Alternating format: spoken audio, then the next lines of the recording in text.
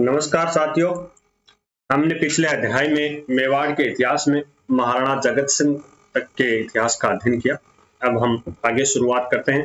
तो महाराणा जगत सिंह के बाद में महाराणा राज सिंह मेवाड़ के महाराणा बने। इनका कार्यकाल 1652 से 1680 ईस्वी था। राज सिंह ने मेवाड़ का शासक बनते ही चित्तौड़गढ़ दुर्ग की मरम्मत का कार्य है वो शुरू करवा दिया, जिसको शाहजहां ने मेवाड़ मुगल संधि जो 1615 में हुई थी उसका उल्लंघन बताया। उन्होंने कहा कि उस संधि में तय हुआ था कि चित्तौड़ है वो मेवाड़ के महाराणा को सौंप दिया जाएगा, परंतु वो उसकी मरम्मत वगैरह नहीं करेंगे। इसलिए आप जो कार्य कर रहे हो चित्तौड़गढ़ दुर्ग की मरम्मत का, ये उस संधि का उल्लंघन है।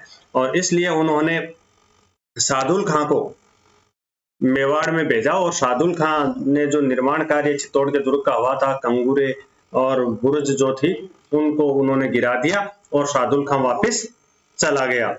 फिर उत्तराधिकारी के युद्ध में महाराणा राज सिंह ने दारा और औरंगजेब दोनों को भी आमंत्रित किया, परंतु इन दोनों की सहायता देने में वो टालमटोल करते रहे। वो इसलिए कि कल उत्तराधिकारी के युद्ध में है वो कौन विजित हो जाए, तो यदि हम विपक्ष में रहे किसी की मदद कर दे तो वो मेवाड़ के लिए खतरा बन सकता है। इसलिए इन्होंने दोनों की ही मदद नहीं की। जब औरंगजेब बादशाह बन गया मुगलों का, तब उन्होंने महाराणा राज सिंह ने चित्तौड़ की किशनगढ़ की राजकुमारी थी चारुमती, उससे विवाह किया। औरंगजेब है वो चारुमती से विवाह करना चाहता था, परंतु चारुमती ने एक पत्र है वो महाराणा राज सिंह को लिखा था और उनमें इस पत्र में इस बात का हवाला दिया गया कि मैं एक क्षत्रिय कन्या हूं, एक राजपूत कन्या हूं और मैं मुस्लिम शासक है वो औरंगजेब, उससे कभी भी विवाह करना पसंद नहीं करती। वो मेरे पे दबाव बना रहे हैं, मजबूर कर रहे हैं, इसलिए आप क्षत्रिय धर्म का पालन करते हुए मुझसे विवाह कीजिए। और जब महाराणा राज सिंह ने यह पत्र पढ़ा तो बिल्कुल उन्होंने क्षत्रियोचित कार्य करते हुए और चारुमती से विवाह किया। इससे औरंगजेब नाराज हो गया था, क्योंकि औरंगजेब स्वयं है वो चारुमती से विवाह करना चाहता था। जब औरंगजेब ने 1679 ईस्वी में जजिया कर लगाया हिंदुओं पर, तो महाराणा राज सिंह ने उसका जजिया कर लगाने के लिए विरोध किया। फिर जब मुगल मारवाड़ जो संघर्ष छिड़ा, उसमें महाराणा राज सिंह ने मारवाड़ के लोगों की मदद की थी और राज सिंह ने औरंगजेब को कमजोर करने के लिए उनके जो शहजादा अकबर थे उनको अपनी तरफ मिला लिया। औरंगजेब के जो शहजादा थे अकबर, उनको अपनी तरफ मिला लिया। लेकिन औरंगजेब ने राजपूतों की और शहजादा अकबर में जो गुटबंदी हुई थी उसको उन्होंने कमजोर कर दिया। इसके लिए औरंगजेब ने एक झूठा जाली पत्र है वो तैयार करवाया।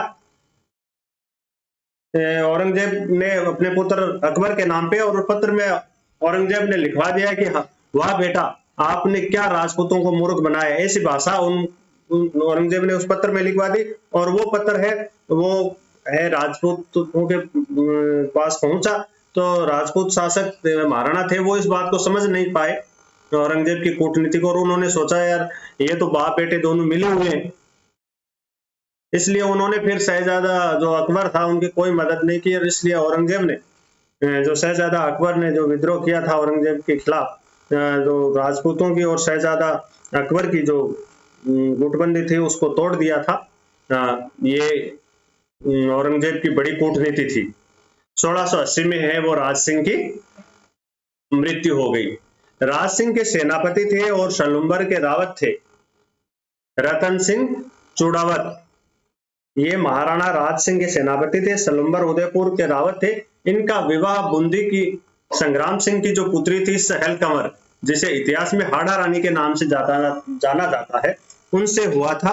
और विवाह के 2 दिन बाद ही रतन सिंह चूड़ावत है उनको युद्ध में औरंगजेब के विरुद्ध लड़ने के लिए जाना पड़ा था। तब रतन सिंह चूड़ावत ने रानी से निशानी देने के लिए उनके पास किसी को भेजा था कि मैं युद्ध में जा रहा हूं, आप रानी से है वो निशानी लेके आए। तब सहल कंवर इस बात को अच्छी तरह से भाप गई कि रतन सिंह जी जो हैं वो मेरे प्रति ही आसक्त हैं, वो अपना जो कर्तव्य है वो पूरी तरह से ढंग से नहीं कर पाएंगे, जबकि इस समय उनका प्रमुख जो कर्तव्य है वो मातृभूमि की रक्षा करना है। इसलिए रानी ने उनकी इस आसक्ति को अतिरिक्त माना, गंभीरता से लिया और उन्होंने अपना सिर काट के है वो रतन सिंह चूड़ावत के पास भिजा दिया। इसीलिए तो कहा जाता है कि चूड़ा ने मांगी थी सेनानी, सिर भेज दियो क्षत्राणी। तो यह संग्राम सिंह जी की पुत्री थी, बूंदी के थे उनकी, और सहल कंवर नाम था, जो हाड़ा रानी के नाम से प्रसिद्ध हुई। महाराणा राज सिंह जो थे वो उन्होंने अपनी प्रजा की नैतिक और सैनिक प्रवृत्ति है उनको प्रोत्साहन करने के उद्देश्य से महाराणा राज सिंह ने विजय कटकाटू की उपाधि धारण की थी। कौन सी उपाधि धारण की? विजय कटकातू। महाराणा राज सिंह की पत्नी थी रामरस दे। उन्होंने उदयपुर में जया बावड़ी, जिसे त्रिमुखी बावड़ी भी कहते हैं, उसका निर्माण करवाया था। महाराणा राज सिंह ने कांकरोली रेलवे स्टेशन के पास 1662 में अकाल प्रबंधन के उद्देश्य से अकाल पीड़ित जनता को राहत देने के लिए गोमती नदी के पानी को रोककर 6.5 किलोमीटर लंबी और 3 किलोमीटर चौड़ी राजसमंद झील का निर्माण करवाया था। यह देश का पहला अकाल रात कार्य था। राजसमंद झील का जो निर्माण महाराजा राज सिंह ने करवाया था, यह देश का पहला अकाल रात कार्य था। महाराणा राज सिंह के नाम पर इस झील का राजसमंद नाम रखा गया और फिर इस राजसमंद झील के नाम पर राजसमंद जिले का नामकरण है वो किया गया। इसलिए राजसमंद जिला राजस्थान का एकमात्र ऐसा जिला है जिसका जो नामकरण है वो झील के नाम पर, राजसमंद झील के नाम पर किया गया है। महाराणा राज सिंह ने इस झील का निर्माण करवाने के लिए 1,05,07,608 रुपए उस समय खर्च किए थे। राजसमंद झील का जो उत्तरी किनारा है वो है नौचौकी के नाम से जाना जाता है। नौचौकी के नाम से प्रसिद्ध है क्योंकि वहां जो सीढ़ियां बनी हुई है वो किसी भी साइड से आप चढ़ जाइए, उनकी संख्या 9 ही आती है, आप किसी भी साइड से गिन लीजिए। इसलिए वो क्षेत्र उत्तरी भाग है राजसमंद चौकी का, वो राजसमंद झील का, वो नौचौकी के नाम से जाना जाता है। यहाँ पर 25 काले रंग की जो संगमरमर की शिलाएं हैं उस पर रणछोड़ भट्ट द्वारा रचित राज प्रशस्ति शिलालेख, जिसमें बप्पा रावल से लेके और महाराणा राज सिंह तक की उपलब्धियों का वर्णन किया गया है।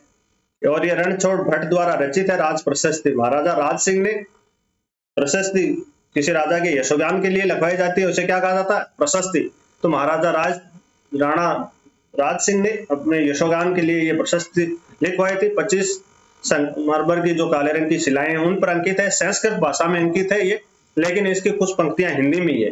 राज प्रशस्ति जो शिलालेख है वो विश्व की सबसे बड़ी प्रशस्ति है, ध्यान रखिएगा, विश्व की सबसे बड़ी प्रशस्ति है। और इस राज प्रशस्ति में ही मेवाड़ मुगल जो संधि है उसका उल्लेख मिलता है, जो 1615 में हुई थी ना, महाराणा अमर सिंह और जहांगीर के मध्य, उसका उल्लेख इसी में मिलता है। महाराणा राज सिंह के समय दाऊदी जी महाराज या दामोदर दास जी महाराज 1669-70 में मथुरा से श्रीनाथ जी और द्वारकाधीश जी की मूर्ति लेके राजस्थान में आए, क्योंकि औरंगजेब की धार्मिक कट्टरता की नीति के धार्मिक जो हिंदू जो तीर्थ स्थल है उनको तोड़ने की नीति के फलस्वरूप वहां पर भय कारित हो गया था और वहां के संतों ने यह तय किया कि यहाँ से श्रीनाथ जी की मूर्ति को ले जाना उचित रहेगा। तब उन्होंने सलाह मशवरा करके और फिर वो वहां से श्रीनाथ जी की मूर्ति और द्वारकाधीश जी की मूर्ति लेके राजस्थान में आए, मेवाड़ के महाराणा के पास आए।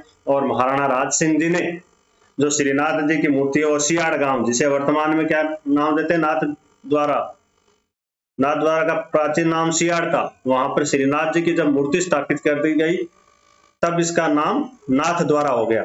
और द्वारकाधीश जी की जो मूर्ति है वो कांकरोली राजसमंद में प्रतिष्ठित करवाई गई। ये दोनों महत्वपूर्ण काम महाराणा राज सिंह के समय के हुए। और अंबिका माता का मंदिर महाराणा राज सिंह ने उदयपुर में बनवाया था। तो ये थे इनके स्थापत्य के प्रतीक चिन्ह। अब है महाराणा जय सिंह। महाराणा जय सिंह का जो कार्यकाल है वो 1680 से लेकर 1698 ईस्वी है। महाराणा जय सिंह और औरंगजेब के मध्य 24 जून 1681 को एक संधि हो गई थी। महाराणा राज सिंह और औरंगजेब के बीच में संबंध है वो हमेशा कटु रहे, लेकिन जय सिंह और औरंगजेब के बीच में 24 जून 1681 को संधि हो गई और इस संधि के फलस्वरूप मांडलगढ़ और बदनौर जो है क्षेत्र वो जजिया के बदले औरंगजेब को सौंप दिए गए। महाराणा राज सिंह ने 1679 में जब औरंगजेब ने इनको पर जजिया कर लगाया तो इसका विरोध किया था, और फिर जय सिंह जी थे, उन्होंने बदनौर और मांडलगढ़ को जजिया कर के बदले में मुगलों को सौंप दिया। जय सिंह ने 1687 से 1691 के मध्य जयसमंद झील का निर्माण करवाया था गोमती नदी पर, जिसका झीलों वाले चैप्टर में हम अध्ययन कर चुके हैं। महाराणा जय सिंह जी के बाद में महाराणा अमर सिंह जो द्वितीय है वो मेवाड़ के शासक बने और इनका शासन काल 1698 से 1710 ईस्वी रहा। महाराणा अमर सिंह द्वितीय महाराणा जय सिंह जी ने जो बदनौर और मांडलगढ़ 1 लाख रुपए वार्षिक के बदले हैं वो औरंगजेब से वापस प्राप्त किए। महाराणा जय सिंह जी ने जो बदनौर और मांडलगढ़ दोनों को जजिया कर के बदले औरंगजेब को सौंप दिए थे, तो उन दोनों क्षेत्रों को मांडलगढ़ और बदनौर को वापस ले लिया और औरंगजेब को यह कहा गया कि हम इनके बदले आपको 1 लाख रुपए वार्षिक देंगे। ये दोनों मुगलों से महाराणा अमर सिंह द्वितीय ने प्राप्त कर लिए 1 लाख रुपए वार्षिक देने के बदले 1700 ईस्वी में। औरंगजेब का जब उत्तराधिकारी का युद्ध हुआ तब महाराणा अमर सिंह द्वितीय ने शाहजादा मुज्जम का पक्ष लिया। शाहजादा मुज्जम बाद में बहादुर शाह प्रथम के नाम से मुगल सम्राट बना था, उनका पक्ष लिया। 1708 ईस्वी में महाराणा ने अपनी पुत्री चंद्र कुंवरी का जो विवाह वो सवाई जय सिंह से कर दिया। महाराणा अमर सिंह द्वितीय की पुत्री चंद्र कुंवरी है, उनका विवाह 1708 ईस्वी में जयपुर के कच्छावा शासक सवाई जय सिंह जी के साथ कर दिया गया, जिसमें एक अहदनामा जोधपुर, जयपुर और मेवाड़ के शासकों के मध्य हुआ। ध्यान रखिए, इस वैवाहिक संबंध ने भी राजस्थान की राजनीति को बहुत गहराई से प्रभावित किया था और इसमें एक अहदनामा तैयार हुआ, वो शर्तनामा। इसमें तय क्या हुआ? इसमें तय हुआ कि मेवाड़ की राजकुमारी से जो उत्पन्न पुत्र है वही जयपुर का वारिस होगा। मेवाड़ की राजकुमारी से उत्पन्न पुत्र है वही जयपुर का क्या होगा? उत्तराधिकारी होगा। इसीलिए तो ईश्वर सिंह और इन माधो सिंह में संघर्ष चला था। माधो सिंह था वो इसी चंद्र कुंवरी से उत्पन्न पुत्र था, माधो सिंह, और ईश्वर सिंह बड़ा था माधो सिंह से। जब माधो सिंह है उन्होंने उसके बात का विरोध किया और सवाई जगत सिंह द्वितीय महाराणा जगत सिंह द्वितीय उन्होंने सवाई जय सिंह के मरने के बाद में इसीलिए जयपुर की राजनीति में हस्तक्षेप किया और उसी के फलस्वरूप जयपुर की राजनीति में मराठों का हस्तक्षेप शुरू हुआ था। हम पढ़ेंगे आगे जयपुर वाले, जब हम कच्छावाओं का इतिहास पढ़ेंगे उसमें विस्तृत पढ़ेंगे इसको। तो इस चंद्र कुंवरी से माधो सिंह का जन्म हुआ और सवाई जय सिंह की मृत्यु के बाद ईश्वर सिंह और माधो सिंह में उत्तराधिकारी को लेकर संघर्ष शुरू हो गया। मेवाड़ के महाराणा जगत सिंह द्वितीय थे, वो माधो सिंह को है वो जयपुर का शासक बनाना चाह रहे थे, इसलिए उन्होंने हस्तक्षेप किया। तो इस हस्तक्षेप के फलस्वरूप माधो सिंह और उनकी माता ने मराठों को आमंत्रित किया। जयपुर की राजनीति में मराठों के हस्तक्षेप की शुरुआत हुई। तो इस विवाह के जो ये अहदनामा तैयार हुआ था जिसमें यह तय हुई थी बात कि मेवाड़ की राजकुमारी चंद्र कुंवरी से उत्पन्न पुत्र है वो जयपुर का वारिस होगा, और सवाई जय सिंह ने माधो सिंह को उत्तराधिकारी घोषित भी किया। लेकिन फिर भी उनकी मृत्यु के बाद दोनों के बीच में उत्तराधिकारी का प्रश्न है वो गंभीर हो गया और मराठों को आमंत्रित किया दोनों ही पक्षों ने। तो जयपुर और मेवाड़ है वो जयपुर और जोधपुर के दोनों शासकों को अपना राज्य मुगलों से वापस दिलाने के लिए मदद करेगा। यह भी तय हुआ था कि मेवाड़ है वो जयपुर और जोधपुर इन दोनों शासकों को इनका जो राज्य मुगलों के पास है वो दिलाने में मदद करेगा। ये बात इसकी शादी में तय हो गई थी। महाराणा ने सैन्य खर्च है उसके लिए अपनी प्रजा पर बलपूर्वक है वो कर लगाया और उस धन वसूल भी किया। इसका परिणाम यह हुआ कि 2000 भाटों को आत्महत्या करनी पड़ी। ये एक कलंक है। महाराणा अमर सिंह द्वितीय के शासनकाल में ये कलंक है कि उन्होंने भाई वो मेवाड़ ने इनकी सहायता का वचन दे दिया, जयपुर और जोधपुर को कि इनका जो क्षेत्र है मुगलों से वो दिलाया जाएगा, तो उनके लिए इनको बड़ी सेना है वो खड़ी करनी पड़ी मेवाड़ को, और उस सेना को खड़ी करने में उनका व्यय बढ़ गया। तो वो खर्चा पूरा करने के लिए इन्होंने जनता से बलपूर्वक धन वसूल किया। तो इस वजह से जनता की स्थिति भी बहुत गंभीर हो गई और करीब 2000 भाटों को आत्महत्या करनी पड़ी। ये कलंक है मेवाड़ के महाराणा पर। इस समय इन्होंने सरदारों पर भी कर लगा दिया और उन पर भी तलवार जो बंदाई कर रहे, मतलब जो सरदार है जब पिता की मृत्यु के बाद में जब उनके तलवार बंदाई गिरे से मतलब उसको उत्तराधिकारी घोषित किया जाएगा तो उनको भी कर देना पड़ेगा। उत्तराधिकारी बनते समय तलवार बंदाई के रूप में उनको टैक्स देना पड़ेगा। तो ये काम भी इन्होंने शुरू किया है। तो ये दो प्रश्न महत्वपूर्ण बनते हैं इनके समय के। संग्राम सिंह द्वितीय इसके बाद में महाराणा बने और इनका शासन काल था 1710 से 1734 ईस्वी। महाराणा संग्राम सिंह द्वितीय के समय मराठों का मेवाड़ और राजस्थान के अन्य क्षेत्रों में धावे मारने शुरू कर दिए थे।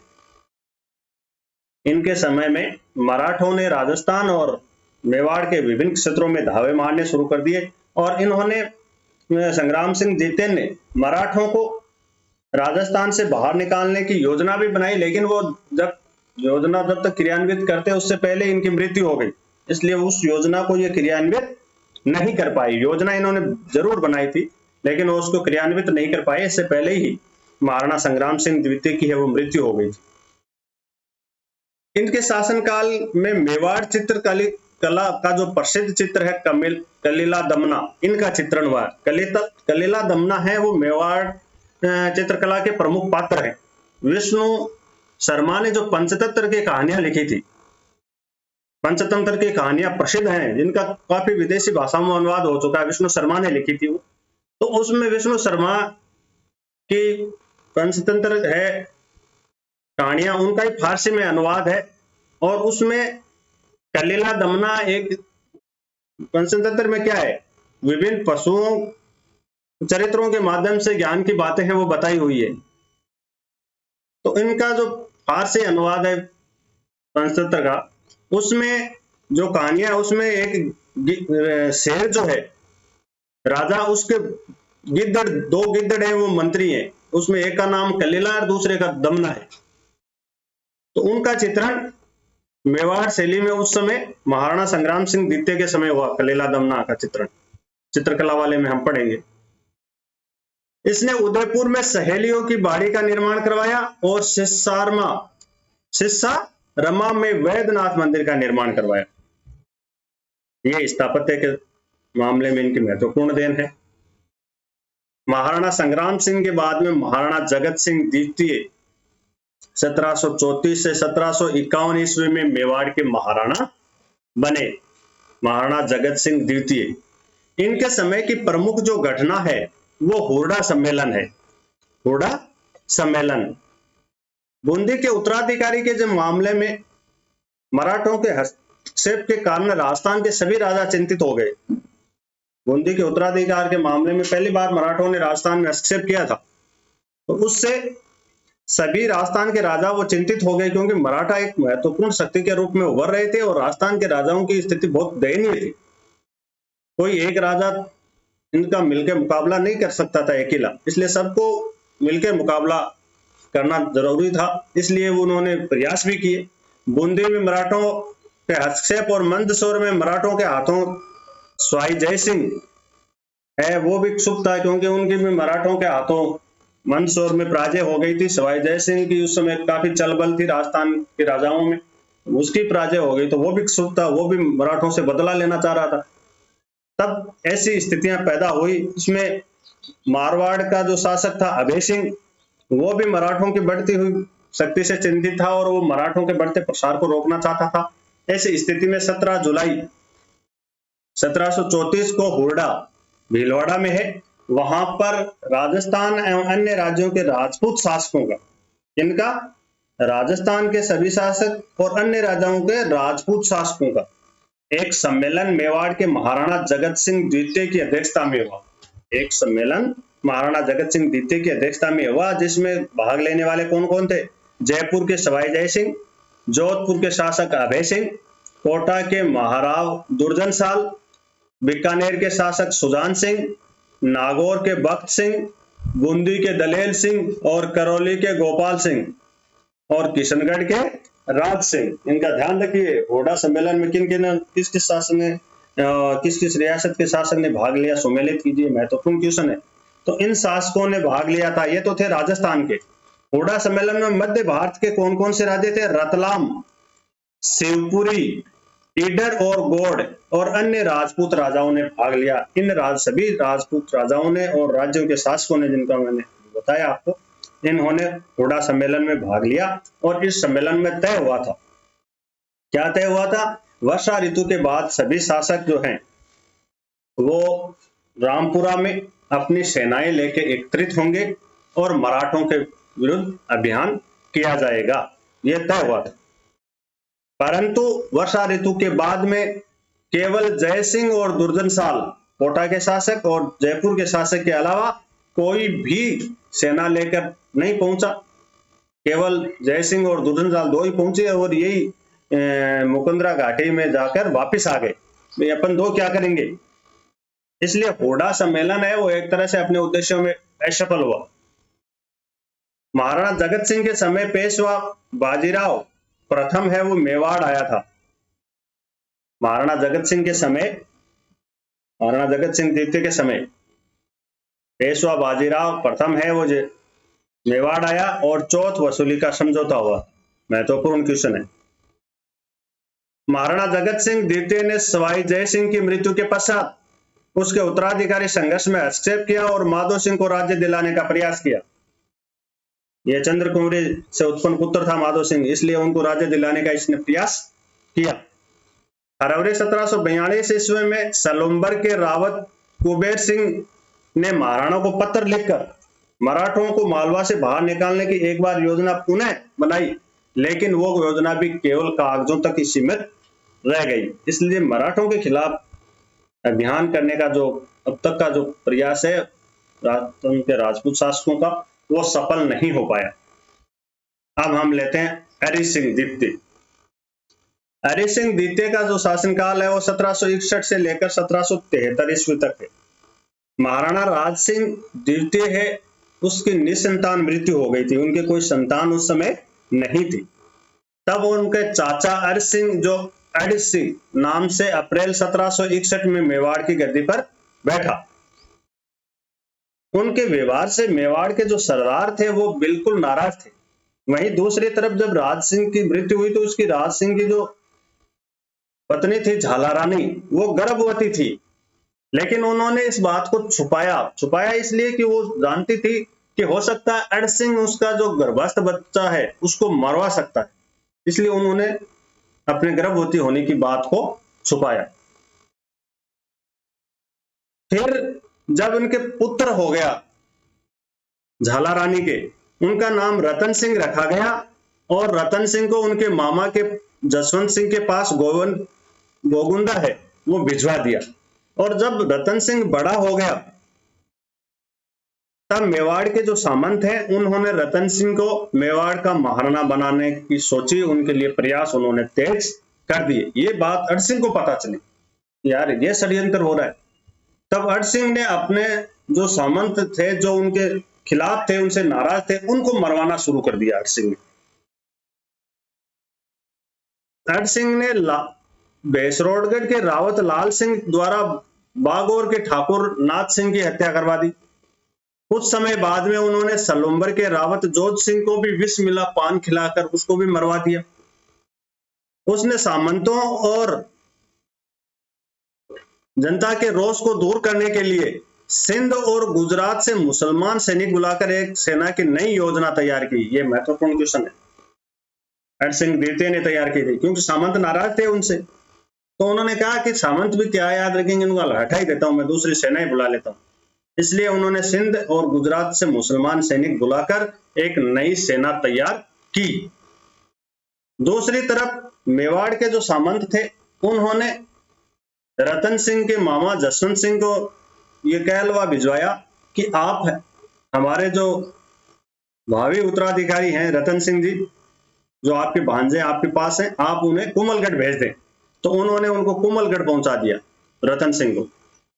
सामंतों ने एकत्रित होकर 1764 ईस्वी में प्रारंभ में रतन सिंह को मेवाड़ का महाराणा घोषित कर दिया। रतन सिंह और अरसी के बीच उत्तराधिकारी को लेकर संघर्ष छिड़ गया। तब दोनों ही पक्षों ने, देवगढ़ के रावत जसवंत सिंह ने रतन सिंह का पक्ष मजबूत करने के लिए महादजी सिंधिया से सहायता मांगी। दूसरी तरफ अरसी ने पेशवा से सहायता लेने का प्रयास किया। दोनों पक्षों ने मराठों से सहायता लेने का प्रयास किया। सिप्रा का युद्ध हुआ था 1769 ईस्वी में, जो अरसी के विरोधी सामंतों ने महादजी सिंधिया के सहयोग प्राप्त करके मेवाड़ की सेना को युद्ध में हरा दिया। 9 मार्च 1775 को बूंदी के राव अजीत सिंह ने अरिज सिंह की हत्या कर दी और इससे साथ ही अरिज सिंह का अंत हो गया। और फिर आगे जो महाराणा बने वो भीम सिंह है, उनका हम अगले चैप्टर में अध्ययन करेंगे। काफी लंबा हो गया चैप्टर।